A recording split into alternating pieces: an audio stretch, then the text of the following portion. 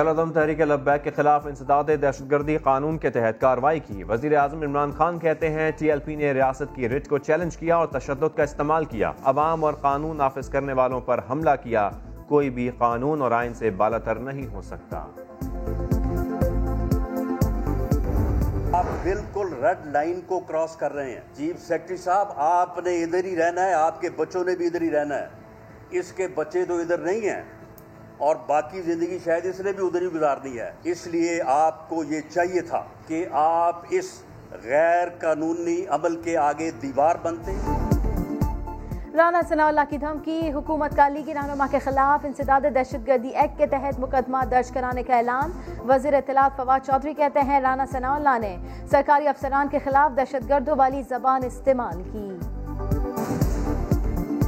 رانا ثناء اللہ کے خلاف اس جو انہوں نے گفتگو کی ہے اس کے اوپر ٹیررزم کا اور متعلقہ قوانین کا پرچہ ہوگا، ان کے خلاف کارروائی کی جائے گی۔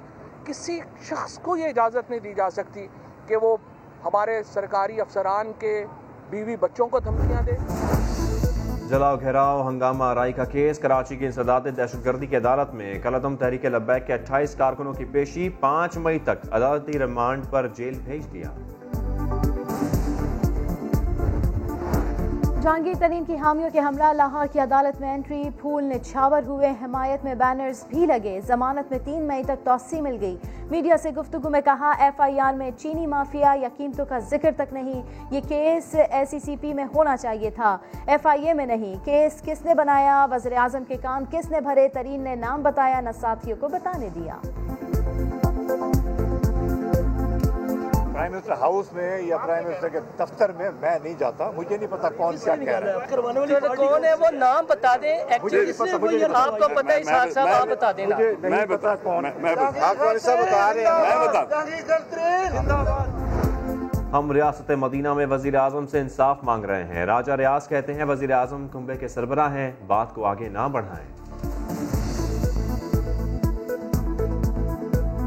طریق انصاف کے پرجم کے نیچے کھڑے ہیں، لیکن اس پر اگر اسی طرح رویہ رکھا گیا، کچھ دوستوں کے کہنے پہ آپ نے اسی طرح رویہ رکھا تو پھر ہم بھی مجبور ہوں گے، پھر ہم بھی کوئی قدم اٹھا سکتے ہیں۔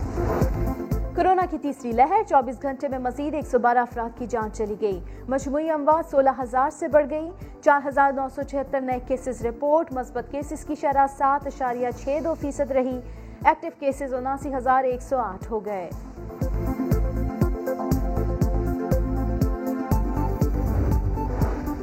پنجاب میں صورتحال خراب، 24 گھنٹوں میں 2,837 کیسز رپورٹ، صرف لاہور میں 1,692 کیسز سامنے آئے، صوبے میں 62 مریض لقمہ اجل بنے، لاہور کے اسپتالوں میں 90% آئی سی یوز بھر گئے۔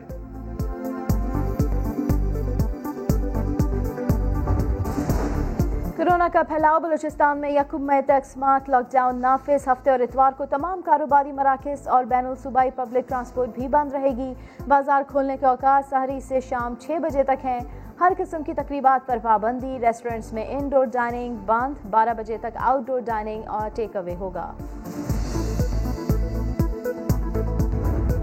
یہ ہمارے گھر ہیں جو اس پانی کی وجہ سے تباہ و برباد ہو رہے ہیں، بنیادیں بیٹھ رہی ہیں، موت کا کنواں بنا ہوا ہے جی، بچے گر رہے ہیں۔ بولو پشاور میں سنیے لندھی ارباب کی کہانی، شہری شاہد بشیر کی زبانی، سیوریج لائن خراب، گلی گلی گٹر کا پانی جمع، پائپ لائن زنگ آلو، صاف پینے کا پانی بھی میسر نہیں۔ یومیہ 6,000 اور ماہانہ 1.5 لاکھ کمائی، بھکاریوں کو غریب نہ سمجھیں، اسلام آباد میں کریک ڈاؤن، 3 ماہ میں 3,000 بھکاری اور 19 ٹھیکیدار گرفتار، سب جرمانے دے کر یا ضمانت پر چھوٹ گئے، پولیس کا قانون کمزور ہونے کا رونا۔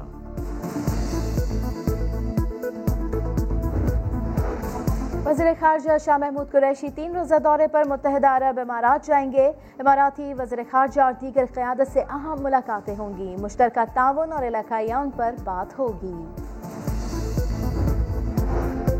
اور پنجاب کے میدانی علاقوں میں گرج چمک کے ساتھ بارش، ایبٹ آباد اور گلیات میں بھی وقفے سے بارش کا سلسلہ جاری، درجہ حرارت میں کمی، موسم سرد ہو گیا، بارش کا سلسلہ آئندہ 2 روز تک جاری رہنے کا امکان ہے۔